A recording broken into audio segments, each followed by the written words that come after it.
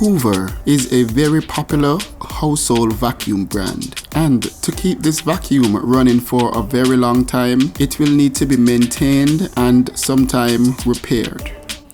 The first issue, and this might be the most common issue, is a clogged or dirty filter. The second issue could be a clogged vacuum hose line, and this will need to be cleared. And the third issue could be that the vacuum brush not spinning. I am going to take you through how you could repair each of these issues. If you find this video helpful, please give a like and subscribe.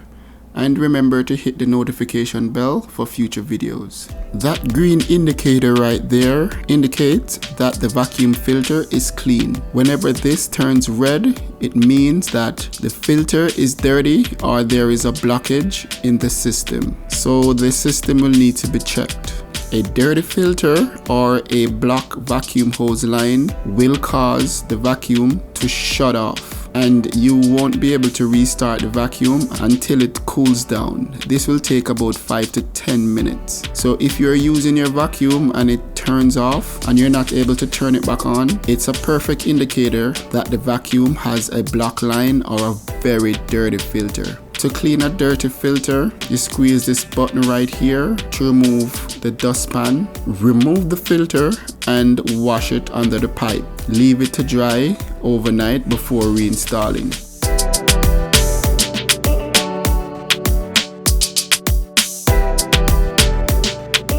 You should also check the dustpan to see if there's any blockage anywhere, and you can also disassemble the dustpan and wash it as well, and that will solve the issue of a dirty filter.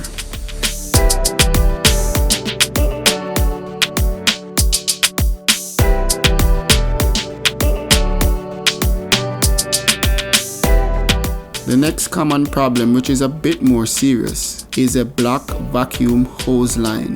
So if your filter turned off due to a dirty filter or a block vacuum hose line, it's advised to check the entire system. Remove the top connector by pressing a little button on the side, and for the bottom connector, you need to twist and pull.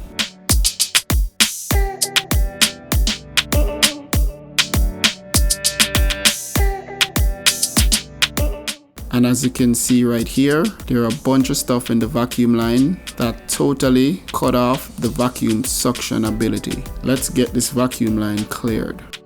So right now, there's a pen inside here and a lot of pet hair.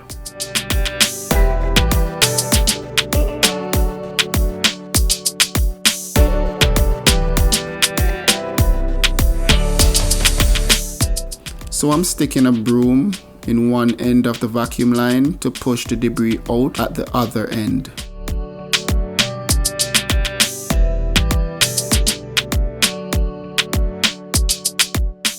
So after you have cleared all debris, before installing the hose, check where the hose should be connected to see if there's any more debris.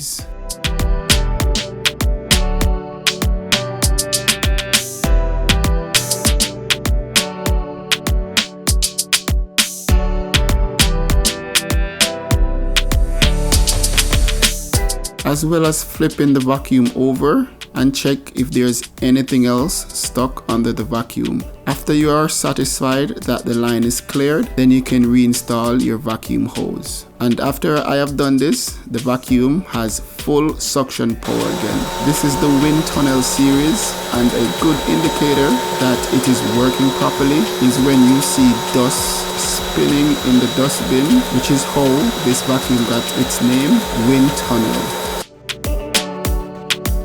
So the next common problem for a vacuum like this is the belt for the brush going bad, and in this case it is totally worn out, and I will be replacing the belts as well.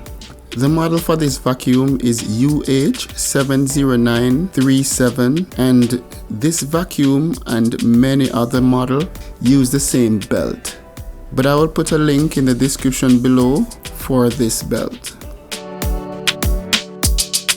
After removing the belt from the vacuum, you want to align the old belt with the new to see if they are a match. You might notice that the old belt is slightly longer than the new one, but that's totally fine because the old belt will have some stretch in it. So to get to the brush, there are 6 screws that will need to be removed. There are 2 screws to the left, 2 to the right here, 1 in the center here, and there's 1 below right here.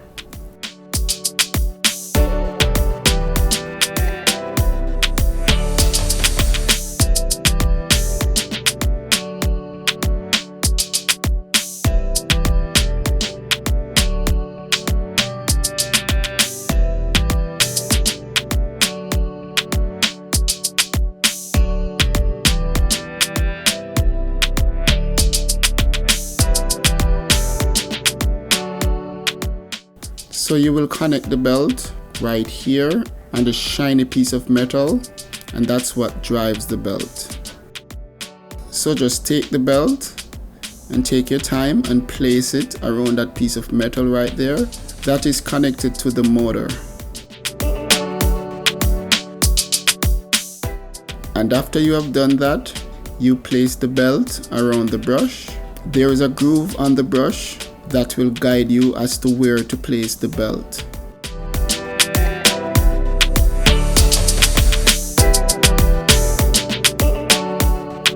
After you have placed the brush in place, you just need to inspect to see if it looks good. Check the tension of the belt, and as you can see right here, there is no slack in the belt, which indicates that it is the perfect fit. And ensure that the belt is properly connected to the motor, and ensure that the belt is properly connected at the other end.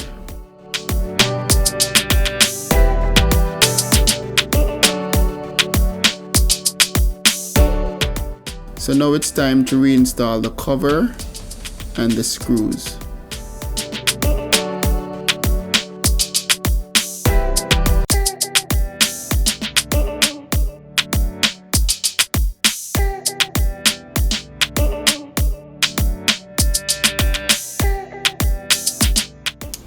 After all the screws have been installed, now it's time to test the vacuum.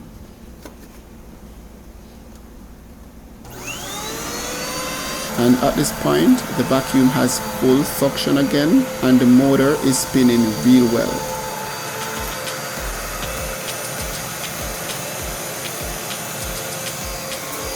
Look at what's happening.